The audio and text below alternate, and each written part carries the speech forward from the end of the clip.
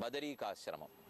பகவானே நாராயணனாகவும் தானே நரனாகவும் பிறந்து நரநாரணனாய் உலகத்தரநூல் சிங்காம விரித்தான் என்ன ஆழ்வார் சாதித்தபடிக்கு 2 மலைகளிலே இருந்து கொண்டு பெருமாள் திருமந்திரத்தை உபதேசித்த திவ்ய கஷேத்திரம். பத்ரி விஷால் என்னும் பதரி நாராயணன் என்னும் நாராயண பெருமாள் என்னும் பகவானுக்கு திருநாமம். இங்கே நரநாராயண பர்வத் என்று 2 மலைகள் உள்ளன. நரன்மலை, நாராயணன் மலை. நாராயணன் மலையில இருந்து நாராயணன் உபதேசிக்கிறார். நரன்மலையிலே இருந்து கொண்டு மனித உருவத்தில் இருக்கும் பெருமானே கேட்டுக்கொள்ளுகிறார். அலகநந்தா நதி ஆச்சரியமாக ஓடுகிறது. ஸ்வயம் வியக்த கஷேத்திரங்களில் இதுவும் ஒன்று. அழகா சாளக்கிராம திருமேனியாகவே பகவான் எழுந்துள்ளி இருக்கிறார். பத்ரி விஷாலுக்கு அருகிலேயே நரநாராயணர்களும் உத்தவரும் நாரதரும் குபேரனும் இப்படி பலரும் சேவை சாதிக்கிறார்கள். இங்கிருக்கும் தப்த குண்டம் கொதிநீர் இருக்கக்கூடிய குண்டம். அங்க சேவித்துக் கொண்டுதான் பெருமான சேவிப்பது வழக்கம்.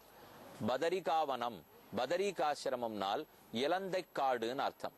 இலந்த மரத்துக்கு கீழே அமர்ந்துதான் பெருமாள் தவம் புரிந்து கொண்டே நரநாராயணனாக இருந்து உபதேசித்தார்.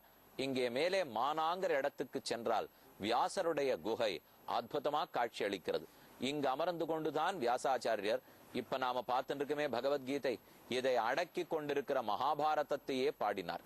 அருகிலே சரஸ்வதி நதி கங்கையோட கலக்கும் இடத்தை அங்கே நாம் சேவித்துக் கொள்ளுகிறோம். தாமோதர குண்டம் கண்டகி நதி பிறக்கும் இடம், கங்கோத்ரி கங்கை பிறக்கும் இடம். அதே போல ஸ்வர்காரோகிணி, இது போன்ற பல ஆச்சரியங்களை தன்னுள்ளே அடக்கி கொண்டிருப்பது. அரவிந்தவல்லி தாயார், அவளையும் சேவித்துக் கொண்டு பக்கத்தில் இருக்கக்கூடிய பிரம்ம கபாலம், அவரவர்கள் தாயார் தகப்பனாருக்கு கர்மங்களை முடித்த பிற்பாடு காசி பக்கம் போய் கயைக்கு போய் கயையிலே சிராத்தம் பண்ணிட்டு அங்கிருந்து பதரிகாசிரமத்துக்கு வந்து பிரம்ம கபாலத்தில் பிண்ட பிரதானம் செய்வது வழக்கம். அதையும் சேவித்துக் கொண்டோம்.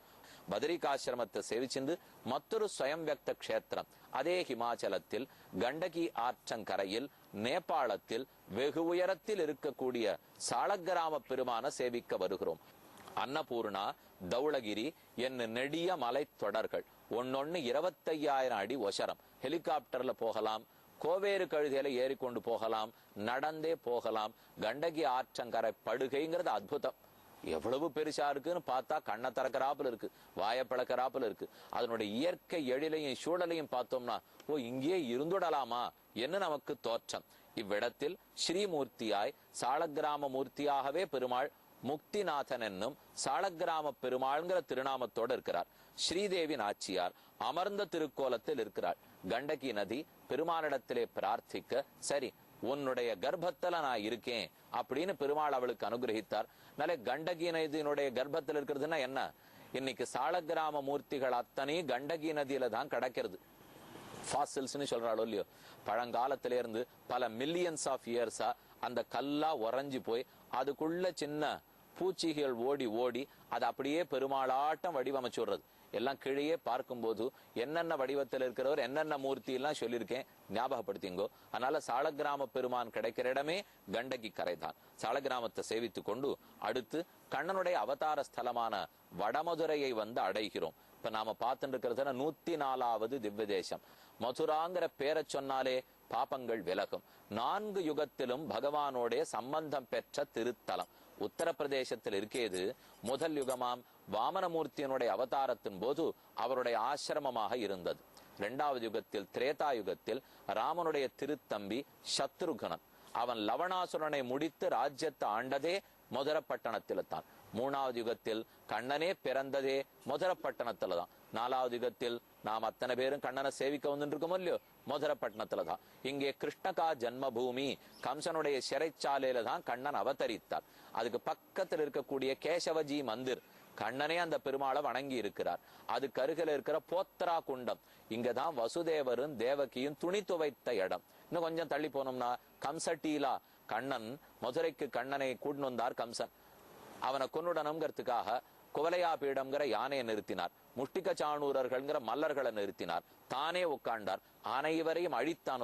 பிற்பெரு விழவும் கஞ்சனும் மல்லும் வேழமும் பாகமும் வீழச் சத்தவன் தன்னைன்னு திருமங்கியாழ்வார் பாசுரம். வார்கடா வருவி ஆனமாமரையின் மறுப்பிணை குவடுரு துருட்டி ஊருகள் தின்பாகன் உயிர் செகுத்து அரங்கில் மல்லரையெல்லாம் முடித்தான்.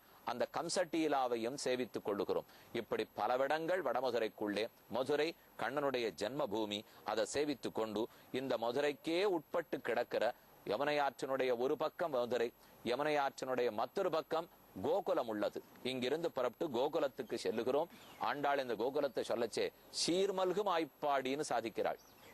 திருவாய்ப்பாடி, கோகுலம், ஆய்ப்பாடி என்று திருநாமம். இந்த திருவாய்ப்பாடி தனக்குள்ள வேலை பல திவ்ய தேசங்களே அடக்கின்னு இருக்கு.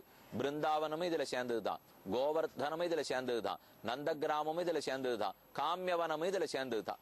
ஏன்னா கண்ணன் எங்கெங்கெல்லாம் சேட்டிதம் பண்ணிருப்போ அத்தனை ஆய்ப்பாடிக்குள்ளே அடங்கினது. இதுல எத்தனை இடம்? சுமாரா நம்ம 7 நாள் இங்கேயே இருந்து 90-100 இடம் இதே நிகழ்ச்சியில நீங்க பார்த்திருக்கீர்கள். கண்ணனுடைய சேட்டிதம் நடந்த அனைத்து இடமும் 1-2 மட்டும் பார்த்து கொள்ளுவோம். கண்ணன் முதலில் பிறந்து தவழ்ந்து விளையாடினான், உரலிலே கட்டுப்பட்டான், உக்கல் பந்தன் அப்படின்னு அதுக்கு பேர். இந்த இடத்துலதான் கண்ணனை உரலோட சேர்த்து யசோதை கட்டி வைத்திருந்தாள். கண்ணன் உருண்டு புரண்டு விளையாடினாரோ இல்லையோ, ரமண ரேட்டி அப்படின்னு அந்த இடத்துக்கு பேர். நாமெல்லாம் அங்க உருண்டு புரண்டு விளையாடுறோம். அங்க நம்ம மண்ணு ஒட்டிண்டுதுன்னா கண்ணனுடைய திருவடிப்பட்ட மணலாச்சே அப்படின்னு ஆசை. யமுனை ஆற்றங்கரை, யமுனாஞ்சாதி கம்பீராம் நானாவர்த்த ஜஷாகுலாம்னு ஸ்லோகம். யமுனை யாரு சுழித்து கொண்டு ஓடுகிறது. கண்ணனுடைய வாய்க்கொப்பளிக்கப்பட்ட நீர் தூய பெருநீர்னு ஆண்டாளாலே கொண்டாடப்பட்டது. இதன் கரையில தான் ராசக்கிரீடை பண்ணிருக்கார், இதுலதான் ஜலக்கிரீடை பண்ணிருக்கார், இதுலதான் விளையாடி இருக்கிறார். யமுனை ஆற்ற சேவித்து கொண்டு அடுத்து பிரம்மாண்ட காட். மண்ணை சாப்பிட்டுட்டு மண்ணை சாப்பிட்டியான்னு யசோதை கேட்கச்சே வாயை திறந்து காட்டி 7 உலகத்தையும் காட்டினாரோ இல்லையோ, அது நடந்த காட் பிரம்மாண்ட காட். கேசி காட். கண்ணனை முடிக்கணும்னு குதிரை வடிவத்துல பெரிய அசுரன் வந்தான். அவனை பார்த்து நாரதரே பயந்து போயிட்டார். கேசி காட்டை சேவிச்சுட்டோம். கண்ணனே கோவர்தனோத்தரணம் பண்ணினார். தன்னுடைய ஆயர் குலத்து மக்களெல்லாம் ரட்சிக்கணுங்கிறதுக்காக கோவர்தன மலையை குன்றாக பிடித்தான். கண்ணு குணிலாவெறிந்தாய் கடல் போற்றி, குன்னு குடையாவிடுத்தாய் குணம் போற்றி என்ன ஆண்டாள் பாடிய பல்லாண்டு. மெய் நிற கீழ்புக மாபுரட சுனவாய் நிற நீர் பிளிரிச் சொரிய என ஆனிர பாடி அங்கே ஒடுங்க அப்பன் திமிழகாத்து குன்னமெடுத்தான் ஆழ்வார் சாதிக்கிறார். கோவர்தன மலையை சேவிச்சு கொண்டோம். எல்லாரும் ரொம்ப ஆசையா சேவிச்சலே.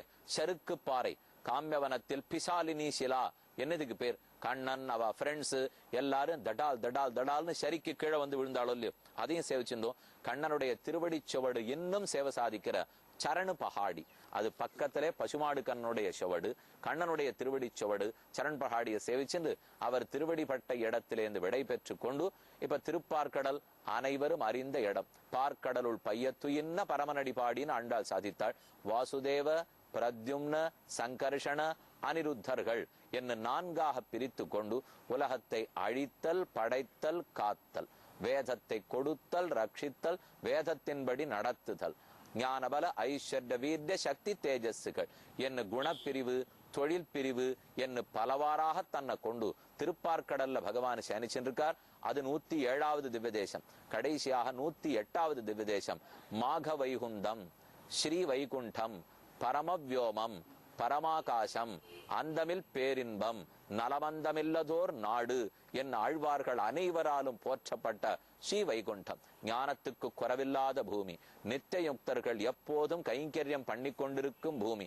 விரஜநதியை தாண்டி அப்பால் சென்றோம் என்னால் இந்த உடல் விட்டு இரவி மண்டல தூடேகி இவ்வண்டம் கழிந்து இடையில் ஆவரணம் ஏழ்போய் அழகார் விரகஜன குளித்து அங்கமானவனால் ஒளிக்கொண்ட சோதியும் பெற்று நடுவுல ஆதிசேஷ பர்யங்கத்தில் இருக்கிற பெருமாளை சேவிச்சுக்கிறோம். வைகுண்டேது பரேலோகே ஸ்ரீயாசார் ஜகத்பதி ஆஸ்தே விஷ்ணுர் அச்சிந்தியாத்மா பக்தைஹி பாகவதை சஹ.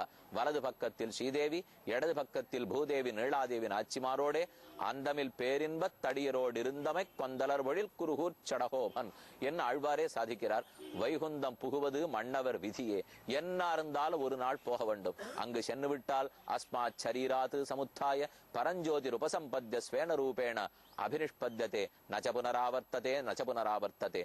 திரும்ப வருவதே கிடையாது என்ன உபனிஷத்து சொல்றது. எத்திர நான்யத் பஷ்யதி நான்யத் ஸ்ருணோதி நான்யத் விஜானாதி சபூமா. எந்த ஒன்னை சேவித்து விட்டால் மத்தேதும் கண்ணில் படாதோ, மத்தேதும் காதில் கேட்காதோ, மத்தேதும் உணர்வில் நிற்காதோ அந்த உயர்ந்த ஸ்ரீ வைகுண்டம் 108வது விதேசம். அதுலயும் பெருமாளை சேவிச்சுட்டோம். ஆக எல்லா விதேசத்தையும் சேவிச்சு